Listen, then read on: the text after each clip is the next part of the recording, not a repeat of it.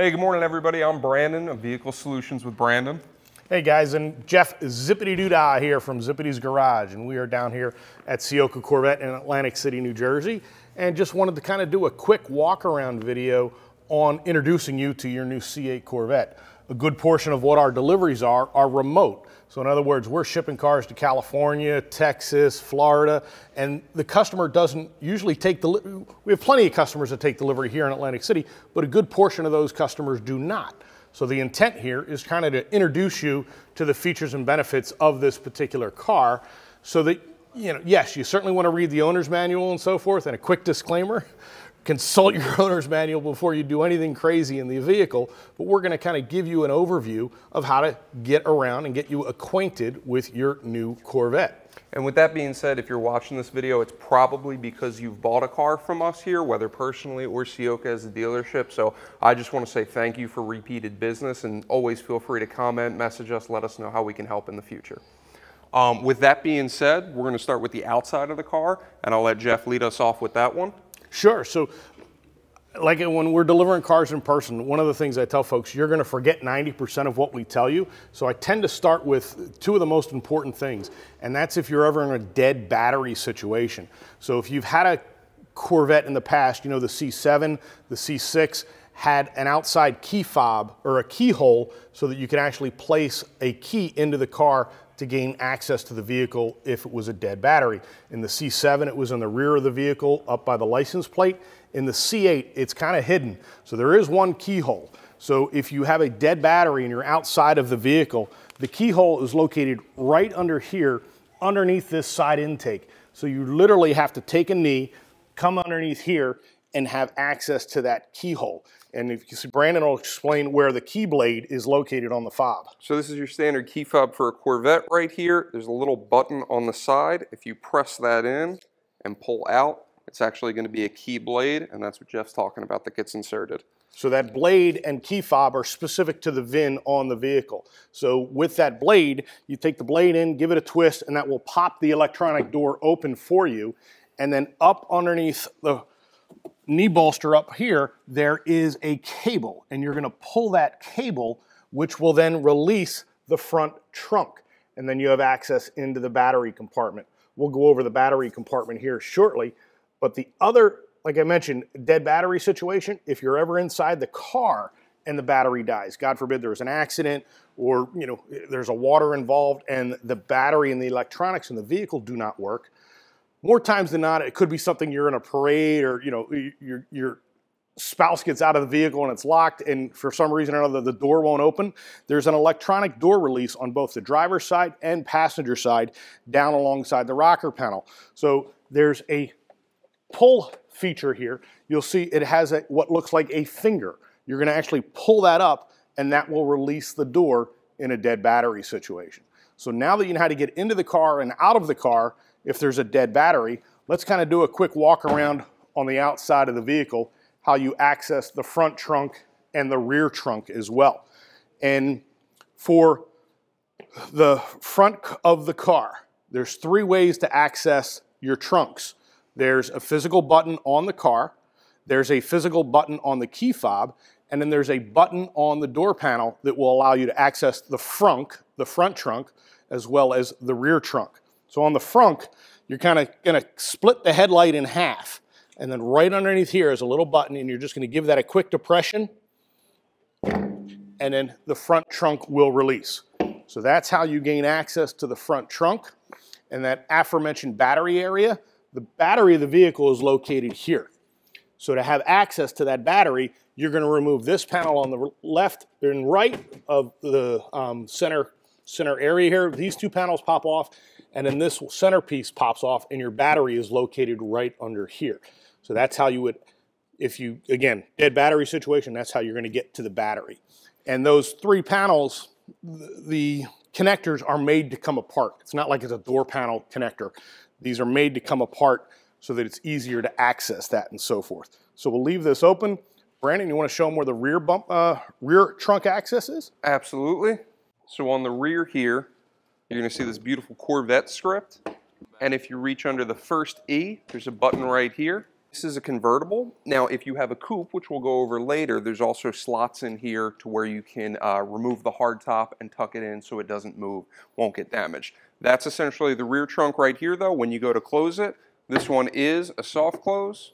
You just give it a nice gentle push, and then it'll mechanically lower. And that same on a 2024 model, new for 2024, the front trunk has that same mechanical close feature where on a 2020 to 2023, it's a physical hard push. You need to hear 2 distinct clicks for that front trunk to close. For the 24, it's one good push, and then the mechanical motor will bring it down from there. So with regards to some of the remaining parts of the outside of the vehicle, when your doors are locked and when your doors are unlocked, there's actually a third door to remember, your fuel door. So this locks and unlocks with your doors. So in the state of New Jersey here, we don't pump our own gas. I think we're the only state left in the union that is like that. So you got to make sure that your door is unlocked so that the gas attendant has ability to get into your gas tank. There is no fuel cap, so it is a capless filling system, and then just a soft close. So there is no button inside of the car to release your gas cap, or gas door, I should say. Moving back around the car, this is a 3LT trim level, correct? Correct. So 3LT on a convertible. 3LT convertible, you're going to have 5 video cameras, 5 cameras on this car. So the first 2 are your front curb view cameras, which are going to be located up here on either side of, where the front license plate would go on the front bumper. Camera 1, camera 2, then your backup camera. Every car now has a backup camera installed on it, and this is when you put the vehicle in reverse. That camera is located just above the license plate area. Now your 4th camera, and this is new standard for 2024, that all Corvettes are going to have this no matter regardless of the trim level. It was an add-on for the 1LT for 2024, and that is your high mount camera, which is here on the roof. And this acts as your video feed for your rear view mirror, not your backup camera, your rear view mirror camera. And then the 5th camera is part of the PDR, Performance Data Recorder. If the car comes equipped with the PDR, that camera is up in the headliner here, and from the front of the vehicle, it's easy to spot because you can see the opening for that camera lens. Now, one quick disclosure on the convertible with the camera, when you put the roof down, your camera goes away. So I've had customers call and ask, hey, I can't access my my rear view mirror, and they realize that their roof is down. So this camera goes away once the roof is stowed inside the vehicle. So then, in that situation, you would be using the traditional reflective rear view mirror camera. Want to go to the remote? Sure. Awesome. So we're going to start off with the key fob and the functions there, and then we'll work our way inside the camera. So there's a few features on here. Some are more self-explanatory. You got your lock, press twice and it'll beep. You've got your unlock there. And then you've got your front trunk, your rear trunk, and your auto start. So for all 3 of those features, this X2 means you're going to press twice and hold on the second. So for the front trunk, if you press twice and hold, front trunk just popped open. For the rear trunk, same thing, press twice and hold. And then there's a safety feature that won't let the car auto start, I believe, when the trunks are open. So Jeff, if you would close that one, Yep. I'll close this one. Now I'll start the car up. I'm not going to leave it running the whole time because we're in the showroom and we don't want to smoke everybody out. But for the auto start, you're going to press twice and hold. All right, so we're going to press the unlock button and then we're going to hold the top down.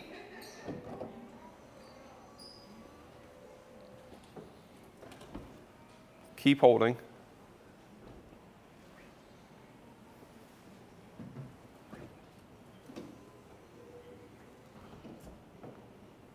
And that's how we remotely put the top down. We'll leave the top down so that we can keep going over the features of the car. And one quick topic with regards to the key fob and top operation. You cannot put the top up from the key fob. The only way you can put the roof back up is with the vehicle started and then using the physical button inside of the vehicle to put the roof back up. So that's a feature you can't do from the remote control. Cool. So we can hop right in. And we'll go from the door outside, or the door inside, excuse me. So Most of the things on the door are pretty self-explanatory, but we'll go through them. These are the third ways to open the front and rear trunk that Jeff was talking about. Front trunk release here, rear trunk release right here. This is your lock and unlock. This button here is going to be your electronic door release. That's how you're going to get in and out of the car. That's what Jeff was talking about. But again, in the event of battery failure or power loss, you do have your mechanical latch right here, so you're never trapped in the car. These buttons right here are going to be your mirror adjustments, your left mirror selection, your right mirror selection, the directional arrows. This is going to be your folding motion if you ever need to get a little extra skinny, if you need to get in your garage, for example. Press that and that'll put it back out. You've got your windows up and down. This one here is one I especially go over with people for a convertible option. This is going to be your third rear window right here. I specifically go over that because a lot of people forget to put this up when they put their top up. If you're outside, if there's inclement weather, you know, if you're putting your top up, don't forget to bring your third window up. Now, on the convertible top motion, which I'm going to start it up real quick just for demonstration purposes, this is your convertible motion button right here. So to put the top down, you're going to hold this for 30 seconds, and then in the same way, to put the top up, you're going to hold this up right here. Now keep holding throughout the entire motion, and on the dash it's going to say top not secure. And after that folding motion is totally complete, it's going to say folding top motion complete. Now, I didn't keep holding it, but this is one of the other little tricks. After it says folding top motion complete, that means your roof is now secured. But if you keep holding that convertible motion button up, it's also going to bring all three windows up as well. So a nice little extra if you're putting the car away and you're done with it and you don't want to manually put every window up, just keep holding that third button. It's going to bring all three windows up at once. I'm going to shut the car off now. And since we're talking about the windows, a really cool feature about that third window on the convertible, you can drive around, that window works independent of the roof. So let's say it's a early spring day, you don't necessarily want to put the top down. You can put both side windows down, and that third rear window, you can recline that window or put that window down, and that allows the airflow to flow right through the vehicle as opposed to swirling around in the cockpit, so you can run with all three windows down. Then also, with running with the convertible top down, conversely, you can put that rear window up, and that helps with the wind buffering coming back into the cockpit. So it acts as a wind blocker in that situation.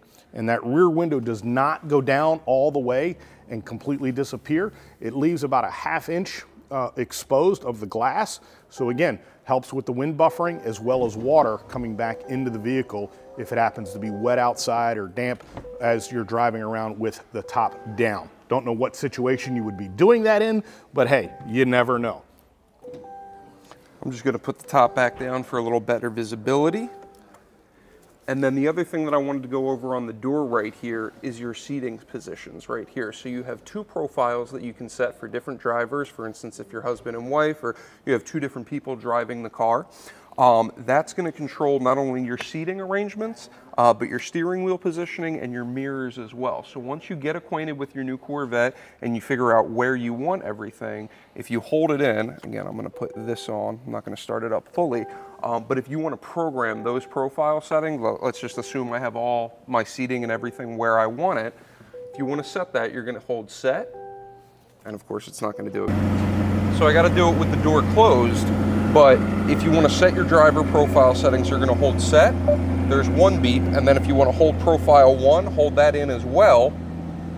Set 1, 2 beeps. Now driver profile 1 is set.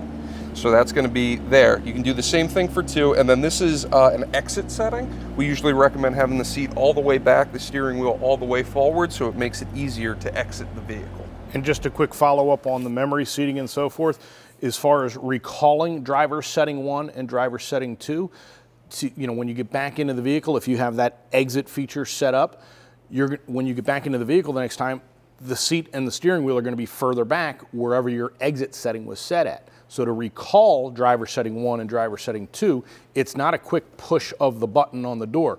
It's a push and hold. So you have to push and hold driver setting 1 or driver setting 2 to recall that seating position as well as the steering wheel. And that same feature is available on the passenger side as well. So again, you can set the passenger side up for driver setting 1 and driver setting 2. And also that seat feature, this memory seat, is a feature of a 2LT trim level or a 3LT trim level. That is not a feature available on the 1LT. All right, so most of the features on the steering wheel are pretty straightforward, but they can get a little finicky. This is just your directional arrow right here for selecting different commands on your dash. This is your volume up and down. A lot of people want to push it. These are actually going to be pull tabs. That's how you trigger right there. And if you see on the volume, it's adjusting it. This is going to be scrolling through your favorites for your infotainment system right here. This is your heated steering wheel. These are your Bluetooth settings, or your Bluetooth commands to pick up or drop a call. This is your cruise control right here, which is pretty standard. It is not adaptive cruise control, it's true cruise control. Then moving over, oh, I'm sorry, we have our paddle shifters right here. So if you ever want to switch it into manual mode, that's this button. We no longer have a shift knob or a gear selector. Everything's going to be push and pull buttons.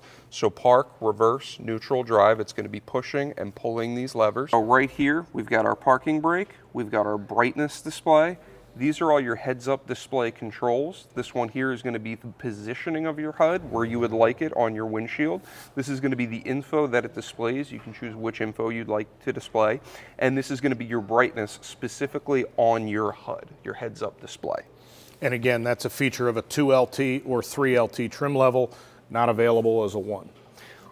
These are your standard cup holders right here. Now, this one does not have front lift equipped. We're going to go over that in just a second when we go outside. But this is your traction control, which is pretty straightforward. And this is your camera adjustment, your camera display, which again, once we fire one up outside, we'll go through that more in depth. This is all your climate controls right here. This will vary by trim level. If you have a 1LT, you're not going to have the heated and cooled seats right here, but everything up top is going to be the driver. Everything down bottom is going to be the passenger. You can, of course, have individual climate control, or you can sync them as well. In the center console here, you've got your USB-A and C ports, and then back here, you've got your wireless car charger. If the car were on, and if my phone case supported it, which it does not, then once you tuck this, you got to press it a little firmly. Once you tuck that in, your phone's automatically going to be charging with a wireless charger. For the wireless charger, that's going to vary by trim level. For a 1LT, that will not be included, but for 2 and 3LTs, it does come standard with the wireless charger. We have our mirror right here, which at the moment, it's a standard mirror because the top is down. And again, once we go outside and fire it up, we'll show you the difference. You've got all your OnStar controls, your hazards right here. You've got your home link, which is going to be synced up to your garage door controller.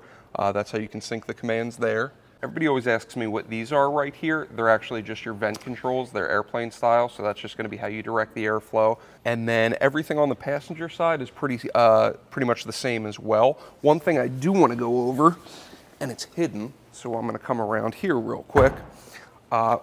The 12-volt charger for the old school cigarette lighters, or if you want to plug in a radar detector, depending on your state, it is available.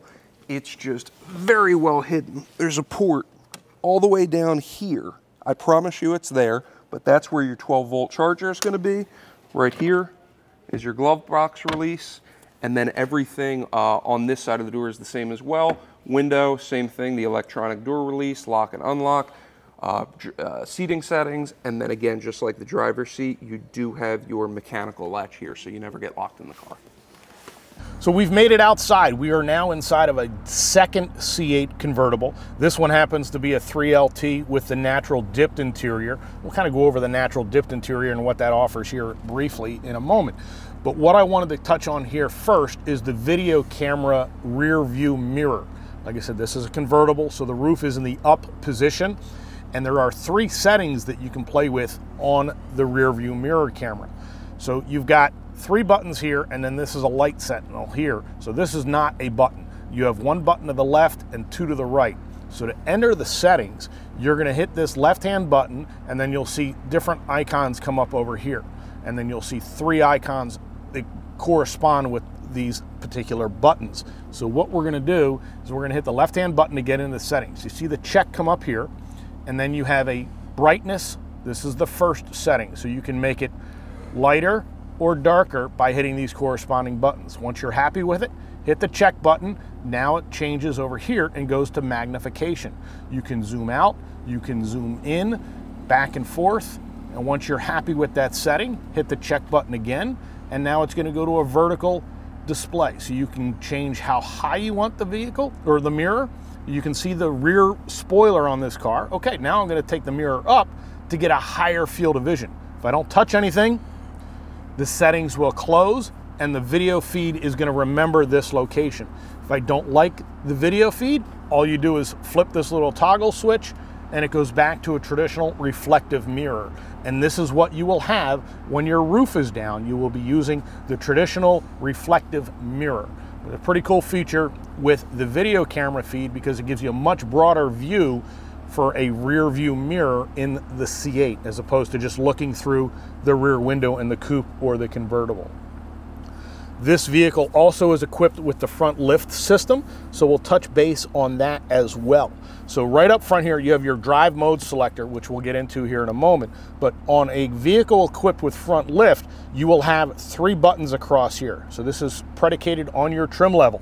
A 1LT will just have one button up here for traction control. If the vehicle is not equipped with front lift and is at least a 2 or a 3LT, you will have your traction control button and your front camera button.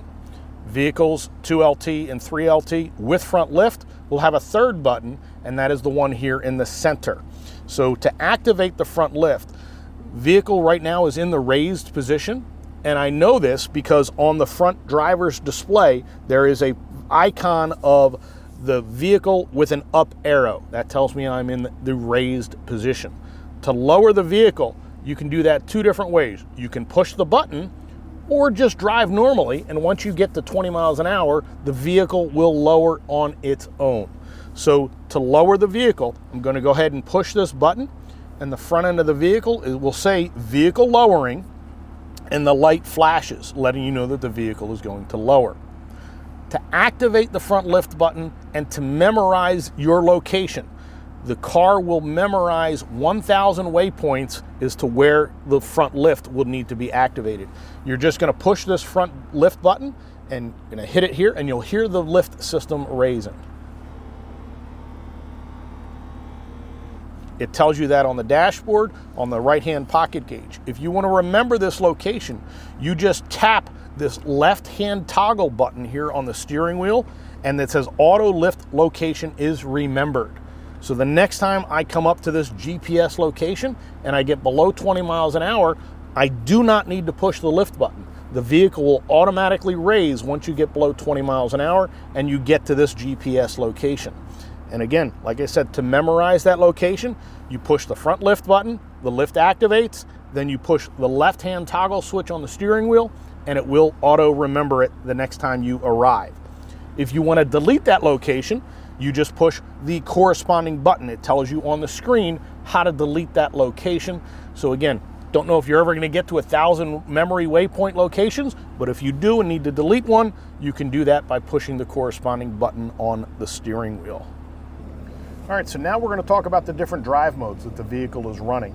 And there are 5 drive modes accessed from the drive mode selector, which is here. This is a palm rest, and I refer to it as a hockey puck, but there's a dial underneath here. And then there's a 6th drive mode, which I'll get into here shortly. So by default, you start in touring mode, and the way you know that is on the center console or in the center dash display, you see the speedometer, the P, and then what looks like a highway icon. That refers to the touring mode. So touring is in the 3rd position out of 5, so it's right in the middle. You have 2 least aggressive modes to the left and 2 more aggressive modes to the right. So we're going to start in tour. We're going to toggle once to the right, and you will watch the animation change on the driver's information center here, as well as on the center console. So I'm going to go 1 to the right, and that's going to activate sport mode. You can see the pre-selected settings for the particular steering, braking, exhaust, engine sound, and so forth. If your car is equipped with the performance exhaust, that will open up the valves and make the exhaust slightly louder or a deeper tone. Go one more to the right, you're going to activate track mode, where all the settings are all the way up. Really cool animations on the 2024s now. And you can see the driver information center here. The dashboard has changed look as well. Track mode, I do not recommend for use on the street. Only on a prepared surface should you be running in track mode, because the suspension is so stiff, you risk damaging the wheels. So now that mode selector is all the way to the right, I'm going to toggle back to the left and you'll watch the animations change. And like I said, these settings that you see here are pre-selected from the factory and cannot be changed. Back to touring, there's the road icon. You can see the settings are a little bit softer. I'm going to move 2 over. First, we're going to hit my mode, which we'll come back to. And then all the way to the left is weather, and you're going to see everything is dialed back. What weather mode allows for is the traction control to come in a little bit quicker, so if you're caught in the rain or even the snow, the traction control will come on faster in weather mode. And the icon on the center driver information center is going to be a snowflake. Now, I mentioned my mode. This is where you can edit those particular settings. So I'm going to go back 1 to the right on the drive selector, and I'm going to tap one of the icons. So first I touch steering. How do I want my steering set up? Touring, sport, or track? Hey, I want to feel pretty aggressive, so I'm going to put it in track mode. Now, if I want my braking, what do I want my braking setup to be? Right in the middle with sport. And then I want my engine sound. Of course, you want your engine sound to be a little bit louder. I think most do. So either sport or track is going to be that particular setting. And once you hit the X, it will then save. It will save those particular settings, and you can see how everything is shown here on the center on the console. And now to get back to my mode, you see a little person icon on the front screen there, letting you know that you're in my mode. So that is how you have access to the 5 drive modes here with the center console knob, is using this mode selector. Call it a knob or hockey puck and so forth. Now there is a 6th mode. I'm going to put it back into touring. That 6th drive mode is located on the steering wheel, and that is Z mode. So the way to access that, it's a quick feature to get to Z mode while you're driving. You just push the Z mode button on the steering wheel and it changes everything. It is preset from the factory like this, but you can edit Z mode. So again, just like in my mode, you can edit the different sounds and reactions and so forth of the steering, the engine sound. And then you've got your engine sound up here, you've got your braking over here, you've got your engine and shifting, and then you've got your steering feel. So all of this can be saved if you want to make changes from the default setting from the factory for Z mode. So once you hit the X, it will remember what your particular Z mode is, and to access Z mode, it's just a quick push of that Z button, and to exit Z mode, it's just a quick tap of it again, and it will go back to the last setting. So if I click out of Z mode, we're going to go back to touring. I like to refer to Z mode as a combination of sport and track, and it's a great way if you're, just instantly want to get quickly into that more aggressive mode. Tap the button as opposed to messing with the dial here on the center console. So the transmission, we talked about the manual mode and the drive mode, or the automatic drive mode when you activate drive. Then you have the paddles up here on the steering wheel. You can drive this vehicle for 100,000 miles and never touch these paddles, but you're doing yourself a disservice. The dual clutch transmission in this car really, really wakes up the vehicle. So to use the paddles, when you're in automatic mode, if you're in drive, in automatic mode, and you want to get a boost of power, you're going to pull the left-hand paddle 2 or 3 times to get out of 8th gear, get down to say 3rd or 4th gear. That will get the RPMs up, and then you stomp the throttle and go. The car will upshift automatically for you because you are in drive, you are in automatic mode. If, however, you are in manual mode, you must upshift and you must downshift. The car will bounce off the rev limiter like a traditional manual transmission if you're in manual mode. So it's just left-hand paddle is a downshift, right-hand paddle is an upshift. Now, there's a third mode, or a third little feature that I like to refer to, and I call it the juvenile mode. So what you do, the Chevy engineers thought of everything. If you pull and hold both paddles, and then what that does is disengages the transmission and allows you to rev the motor. So if you're sitting at a red light, you're going through a tunnel or through an through an underpass, and you want to hear some nice echo, pull both paddles and stab that throttle, release the paddles, and off you go. So it's a great way to let everybody hear that exhaust on your beautiful C8 Corvette.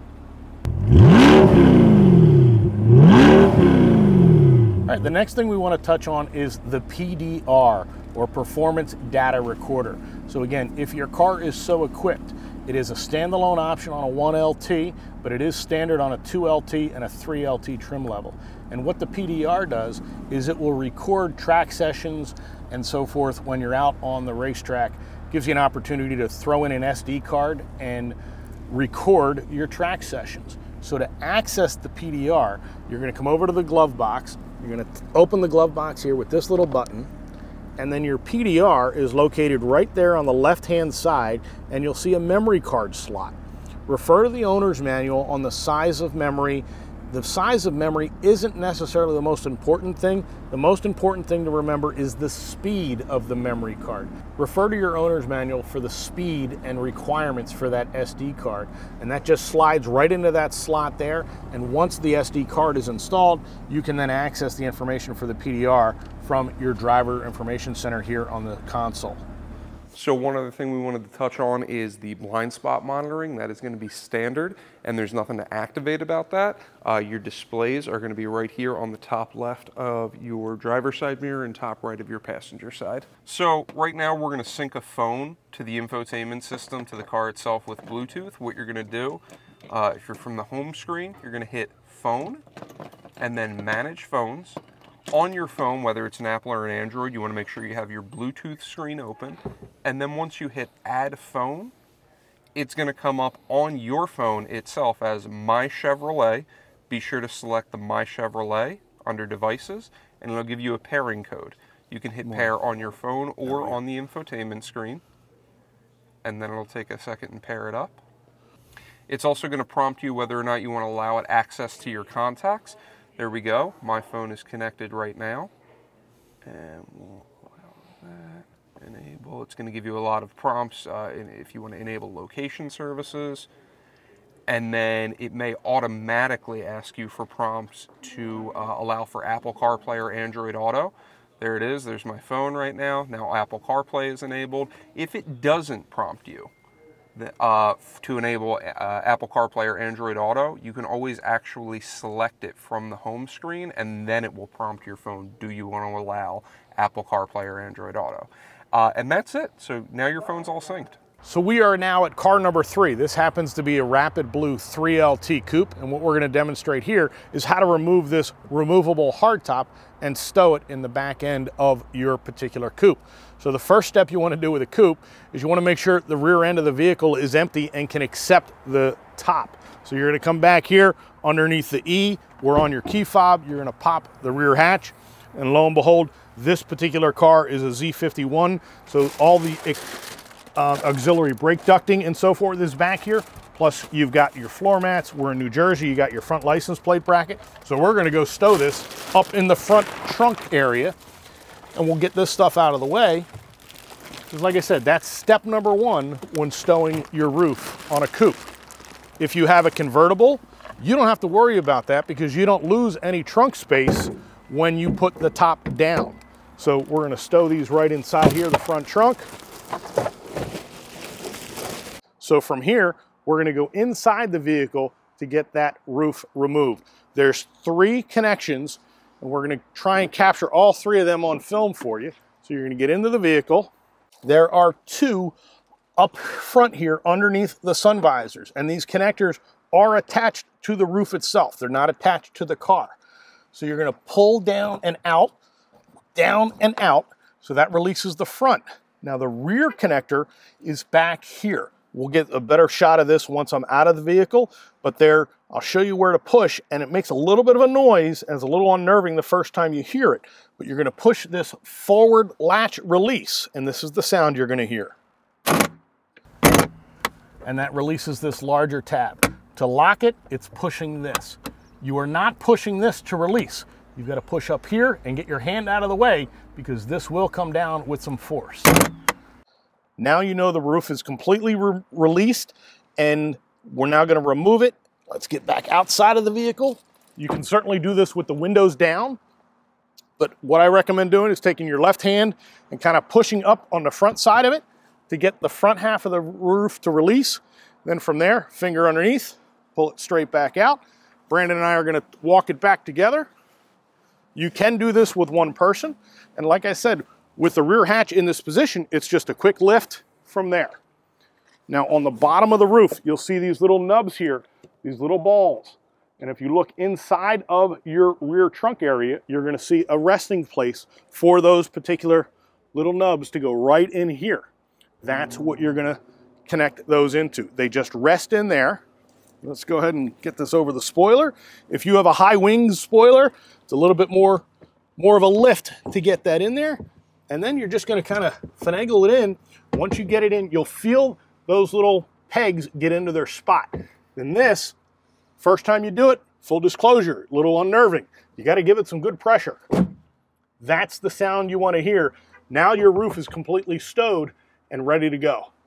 So to remove it, again, recommend out here on the left and right hand side, give it a good pull. You're going to hear that release. Do not pull all the way out like this, because then you're going to risk damaging the bottom half of your roof. So it's just pull to here, and then you're going to go up this way for a removal. Now we're going to put it back in to the vehicle. Again, I'll take it this far myself, and then we'll hand it over to Brandon, and we'll kind of do it together here. I'll let him open his door so the window is not in the way. And again, you want to get these pegs right into these grommets here on the back. You don't have to necessarily look at those pegs. Follow the body line. The contour on the roof and the back here is all the same. Once you get that lined up, little push down here. Then you're going to climb back in the vehicle. Pull those latches closed. And then this large latch in the back is what you're going to push and hear a click. That has now, the roof is now locked on. And do not ever just lay the roof on here without latching these, because you risk becoming a member of the FRC, the Flying Roof Club. And that is very, very expensive to replace this roof, not to mention any of the damage that you could do to a vehicle that's driving behind you. I know of personal friends of mine that have lost their roof while driving. It is not a fun experience. So that is how you remove and install the removable roof panel in your C8 Coupe. Well guys, thanks for watching this quick introduction video on the C8 Corvette here at Ciocca Chevrolet in Atlantic City, New Jersey. For more information on us, you can follow us on Facebook, follow the Ciocca Corvette channel, follow Zipity's Garage on Instagram as well as on YouTube. Plus, keep an eye out on the Instagram and Facebook channels for Ciocca Corvette for any future information on any future models that may be coming out. And the best way to get in touch with me is right through my email address here at the website, which you can find on the website is jduda@cioccadealerships.com. And cioccacorvette.com is where you want to find all the information on any available inventory that we have on the ground here in Atlantic City, New Jersey, and ready for immediate delivery. Brandon? Yeah, thank you so much for joining us, everyone.